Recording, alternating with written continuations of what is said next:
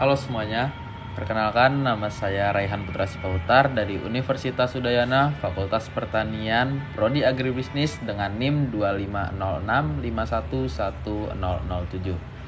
Pada kesempatan kali ini saya akan memberikan sedikit penjelasan terkait Internet of Things.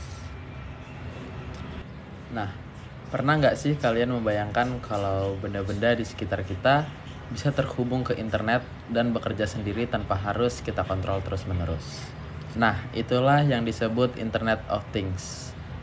Internet of Things atau IoT adalah teknologi yang membuat benda fisik seperti sensor, alat elektronik, ataupun kendaraan bisa mengumpulkan dan bertukar data melalui internet.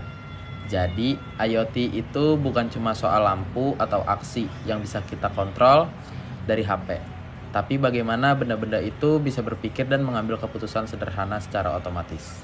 IoT bekerja melalui 3 bagian. Yang pertama, perangkat atau sensor yang mengumpulkan data dari lingkungan. Yang kedua, jaringan internet yang mengirimkan data. Dan yang ketiga, sistem aplikasi yang mengolah data tersebut agar bisa digunakan untuk mengambil keputusan. Karena proses ini terjadi terus-menerus dan real time, sehingga dapat membantu manusia bekerja lebih cepat dan akurat serta efisien dalam kehidupan sehari-hari. Teknologi hadir seperti rumah pintar, kotak pintar, pertanian modern, hingga kesehatan. Jadi, IoT bukan hanya memudahkan pekerjaan, tetapi juga membantu menghemat energi dan biaya. Bahkan dalam skala besar, IoT mendukung pembangunan kota yang lebih tertata dengan sistem kerja yang efisien. Selain mempermudah hidup, IoT juga memberi dampak baik kepada lingkungan dengan data yang dikumpulkan dari sensor.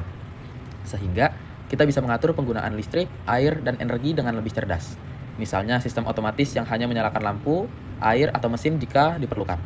Artinya, IoT tidak hanya membuat hidup nyaman, tetapi juga membantu menjaga lingkungan dan mengurangi pemborosan. Namun, IoT juga memiliki tantangan.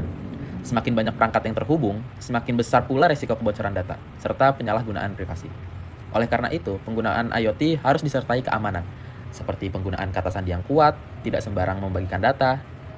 Nah, sebagai generasi muda, kita bukan hanya sebagai pemakai teknologi, tetapi memahami cara kerjanya dan menggunakan dengan bijak, dengan rasa ingin tahu dan tanggung jawab.